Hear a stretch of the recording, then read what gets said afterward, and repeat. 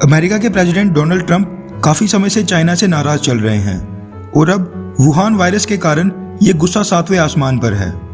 कुछ दिनों पहले डोनाल्ड ट्रंप ने वैश्विक संगठन G7 का विस्तार करने की पेशकश रखी थी। इस प्रस्ताव के मुताबिक G7 संगठन में 4 और नए देशों को जोड़ने की बात कही गई थी। जिन 4 देशों को इसमें जोड़ने की बात कही गई थी उसमें ऑस्ट्रेलिया, साउथ कोरिया, रशिया और भारत शामिल थे।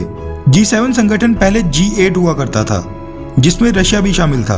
2014 में रशिया ने यूक्रेन के हिस्से क्रीमिया को बलपूर्वक अपने अधिकार क्षेत्र में ले लिया था, जिसके बाद रशिया को G8 से बाहर निकाल दिया गया था और फिर इसका नाम G7 कर दिया गया था। G7 के बाकी सदस्य देशों ने रशिया को दोबारा शामिल करने पर असहमति जताई है। वहीं भारत के प्रधानमंत्री नरेंद्र मोदी जी को डोनाल्ड ट्रंप ने शामिल होने के लिए आमंत्रित किया है और भारत ने यह आमंत्रण स्वीकार भी कर लिया है। दूसरी तरफ रशिया ने फिलहाल G7 में शामिल होने से मना कर दिया है। पिछले कुछ वर्षों की अंतर्राष्ट्रीय कूटनीति को देखा जाए तो भारत का झुकाव अमेरिकी खेमे की तरफ ज्यादा लग रहा है।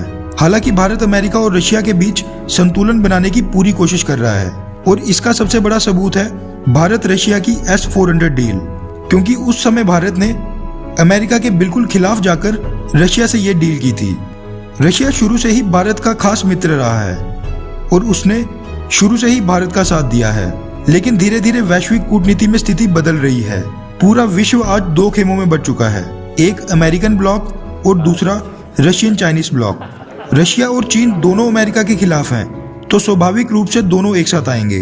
भारत पिछले कुछ सालों में अमेरिका के करीब आया है और इसी कारण से रशिया और चाइना में नजदीकियां बढ़ चुकी हैं। अब रशिया के लिए चाइना भारत से ज्यादा अहमियत रखता है और ये सच्चाई है जिसको स्वीकारना ही होगा। ये चीज रशिया की संसद के इंटरनेशनल अफेयर्स कमेटी के चीफ कॉन्स्टेंटिन कोसाशेव के बयान से साफ हो जाती है।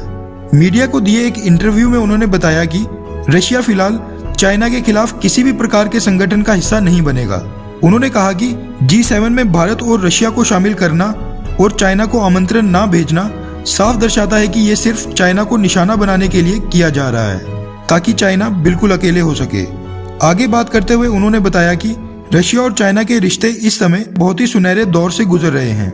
भारत चाइना सीमा विवाद पर कोसाशेव ने बताया कि जिस दिन भारत और अमेरिकी प्रेसिडेंट डोनाल्ड ट्रंप के बीच सीमा विवाद के बारे में फोन पर बात हुई थी, ठीक उसी दिन भारत के फॉरेन सेक्रेटरी ने रशियन एम्बेसडर को भी LAC की स्थिति से अवगत करवाया था। उन्होंने कहा कि रशिया भारत के चाइना से सीमा विवाद में बिल्कुल नहीं पड़ेगा, क्योंकि ये भारत और चाइना का द्विपक्षीय मुद्दा है, लेकिन अगर जरूरत पड़ी तो रशिया मध्यस्थता करके समाधान करने की पूरी कोशिश करेगा जिसमें सेना का इस्तेमाल ना हो। भारतीय मीडिया हाउस को दिए गए इस इंटरव्यू में रशियन संसद की इंटरनेशनल अफेयर्स कमेटी के चीफ की बातों से एक बात तो साफ जरूर होती है कि रशिया के लिए अब चाइना की अहमियत काफी गुना ज्यादा बढ़ चुकी है। एक वो भी समय था जब 1962 के युद्ध को रशिया ने भाई और दोस्त के बीच का युद्ध कहकर किसी भी देश का साथ देने से मना कर दिया था। फिलहाल आज स्थिति बदल चुकी है और चाइना की अर्थव्यवस्था भारत के मुकाबले 5 गुना ज्यादा है। इसी कारण से रशिया अभी चाइना को नाराज बिल्कुल नहीं करना चाहता, फिर चाहे कोई भी स्थिति क्यों ना हो। आपको क्या लगता है कि किसी भी मुश्किल में भारत का साथ कौन सा देश देगा, अमेरिका या रशिया? नीचे कमेंट करके अपनी राय जरूर बताएं।